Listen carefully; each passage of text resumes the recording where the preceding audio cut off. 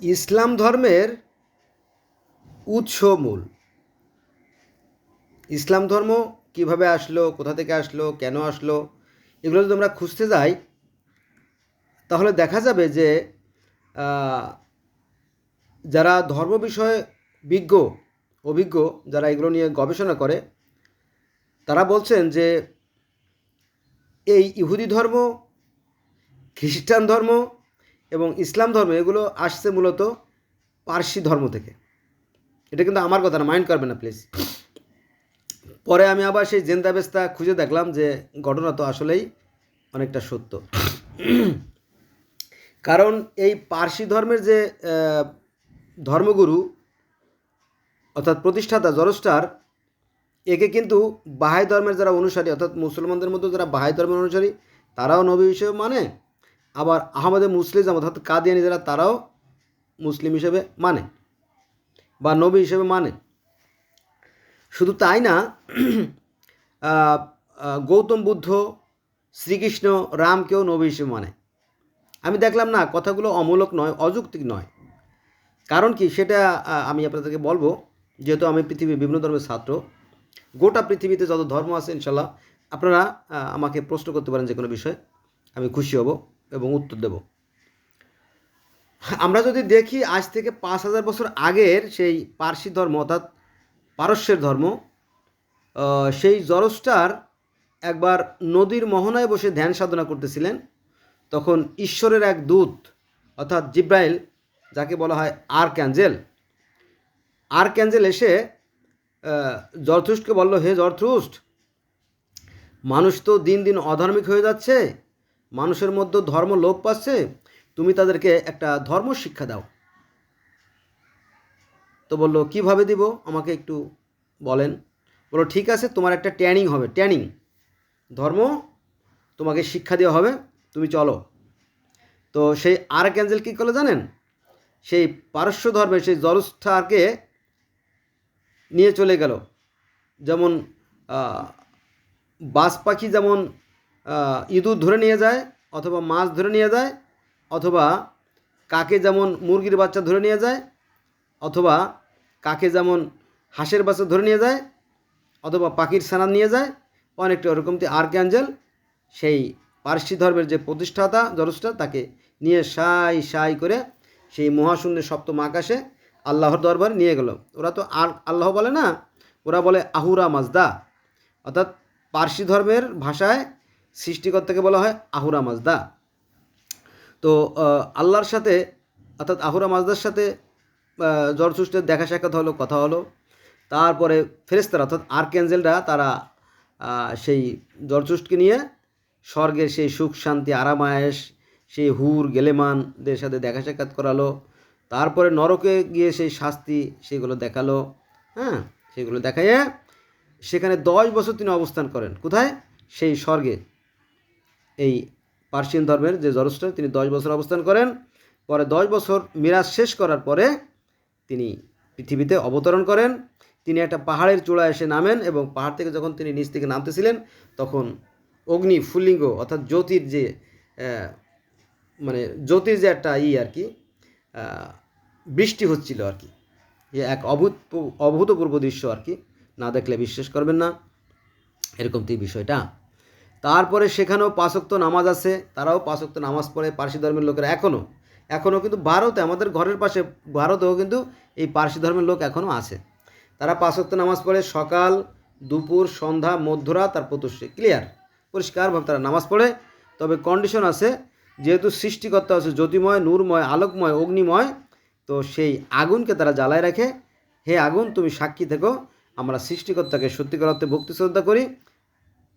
হ্যাঁ, আমরা সৃষ্টিকর্তাকে ভয় পাই, তোমরা আমাদেরকে আগুনে জ্বালিয়ে পুড়িয়ে শেষ করে দিও না। বোঝা গেছে? তারা আগুনকে সাক্ষী রাখে। কিন্তু মুসলমান যারা এই পার্সি ধর্ম জানে তারা বলে যে ওরা তো অগ্নি উপাসক। আরে বাবা, অগ্নি উপাসক তো এক একজন তো এক এক নিয়মে, তাই না, তাদের সৃষ্টিকর্তাকে ডাকে। তো অন্তত একজন সাক্ষী তো থাকলো, তাই না? আর আগুনে পোড়াবে তো নরকে পোড়াবে তো আগুনে। এখন আগুন যদি সাক্ষী থাকে যে আমার প্রার্থনাগুলো তুমি খেয়াল করো, তখন তো একটা ভালো হয় নাকি? অন্তত একজন সাক্ষী থাকলো। আর আমাদের কোনো সাক্ষী নাই, আমরা ঘরের মধ্যেই, তাই না, মসজিদের ভিতরে বা মক্কা যে নামাজ পড়ি, কিন্তু কোনো সাক্ষী থাকে না, তাই না। অবশ্য মক্কায় কালো পাথর সাক্ষী থাকে যে আমরা সেখানে যাই, তাই না, এটা আর কি। এখন কথা হচ্ছে যে এই যে পার্সি ধর্মের 5 ওয়াক্ত নামাজের কথা বলা আছে, এই নামাজের কথা আবার পৃথিবীর আরও বহু বহু ধর্মে আছে। যাক, সেখানে যাব না। সেটা হচ্ছে পার্সি ধর্মেও নামাজ আছে, ইহুদি ধর্মেও নামাজ আছে, খ্রিস্টান ধর্মেও নামাজ আছে, শিখ ধর্মেও নামাজ আছে, ইসলাম ধর্মেও নামাজ আছে, এবং বৌদ্ধ ধর্ম বলেন, বৌদ্ধ ধর্মে আপনার যে বৌদ্ধ যে মূর্তি, সেই মূর্তির কাছে যারা একদম টান টান হয়ে একেবারে শুয়ে পড়ে, হ্যাঁ, এরকম। তারপরে সেবা বলে, সেবা। আবার হিন্দু ধর্মেও দেখবেন যে মূর্তির সামনে যারা সেবা করে, তাই না। অন্তত একজন সাক্ষী তো থাকলো, কিন্তু আমাদের তো কোনো সাক্ষী থাকলো না, তাই না। আল্লাহ পাক তার কোরআনে বলতেছে, আল্লাহ পবিত্র বলেন যে আমি প্রত্যেক জাতির জন্য আলাদা আলাদা নিয়মকানুন এবং আলাদা আলাদা দিক কি নির্দেশনা দিয়ে পাঠিয়েছি। এখন এক একটা ধর্ম, এক একটা ভাষায়, এক একটা নিয়মে, এক একটা পদ্ধতিতে সেই সৃষ্টিকর্তার কাছে প্রার্থনা করে, তাহলে তো এটা তো কোরআনেরই কথা, তাই না। এখন কে কিভাবে, কোন নিয়মে, কোন পদ্ধতিতে তার সৃষ্টিকর্তাকে ডাকবে, সেটা তার একান্ত ব্যক্তিগত ব্যাপার, তাই না। কারণ কিয়ামতের দিন তো যার যার প্রশ্নের উত্তর তাকে তাকে দিতে হবে, তাই না। এটা তো একজনের জন্য আরেকজনের জবাবদিহিতা করতে হবে না। আল্লাহ পাক পবিত্র কোরআনে বলেন, কালকে কিয়ামতের দিন কারো বাক্য স্ফুত হবে না, অর্থাৎ কারো মুখ দিয়ে শব্দ বের হবে না, ঠিক আছে। তো তার মুখ চেহারা দেখে তার আমলনামা বোঝা যাবে, এবং প্রত্যেকটা মানুষের আমলনামা তার গড়া হারস্বরূপ, যে যা অর্জন করবে তার জন্য প্রত্যেকটা মানুষের আমলনামা তার গড়া হারস্বরূপ, কোরআনের কথা। তাহলে আমরা দেখলাম যে পার্সি ধর্মেও কিন্তু 5 ওয়াক্ত নামাজ আছে। তারপরে সেখানে আপনার আমরা যে অজু করি, নামাজের আগে অজু করি, অজু করলে সমস্ত পাপ ধুয়ে মুছে যায়, সেখানেও সেই অজুকে বলে প্রক্ষালন, অজুকে বলে প্রক্ষালন ওই দেশের ভাষায়, তো প্রক্ষালন করে। তারপরে আমরা মুসলমানরা যেমন পুলসুরতের পথ পাড়ি দিয়ে জান্নাতে ঢুকবো, তো এই একই কথা কিন্তু সেই জেন্দাবেস্তা আবেস্তা বা সেই ধর্মে আছে। সেখানে তারা সিম্বত সাঁকো বা কালবার ব্রিজ পার হয়ে জান্নাতে যাবে। এ কথা সনাতন ধর্মে আছে যে তারা বৈতরণী পার হয়ে বা তপ্ত নদী পার হয়ে সেই জান্নাতে প্রবেশ করবে।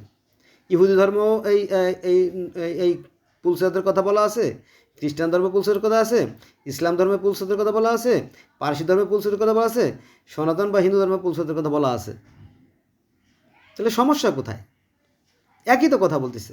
তো কোরআন তো বলতেছে যে আসো সেই কথায়, যা তোমাদের মতো আমাদের মতো এক। তাহলে এক এবং অভিন্ন যদি থাকে তাহলে তার সমস্যা থাকার কথা না, তাই না। তো please, above all my request, let's go from today, we shall never further for the religion.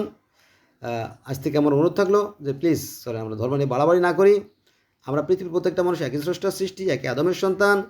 পৃথিবীর প্রত্যেকটা মানুষ সুখে হাসে, দুঃখে কাঁদে, শীতে কাঁপে, প্রত্যেকের আবেগ অনুভূতি এক। পৃথিবীর প্রত্যেকটা মানুষ অক্সিজেন গ্রহণ করে, এবং প্রত্যেকটা মানুষ মাথা দিয়ে চিন্তা করে, চোখ দিয়ে দেখে, নাক দিয়ে ঘ্রাণ নেয়, দাঁত দিয়ে চিবিয়ে খায়, মুখ দিয়ে কথা বলে, কান দিয়ে শোনে, হাত দিয়ে ধরে, পা দিয়ে চলে।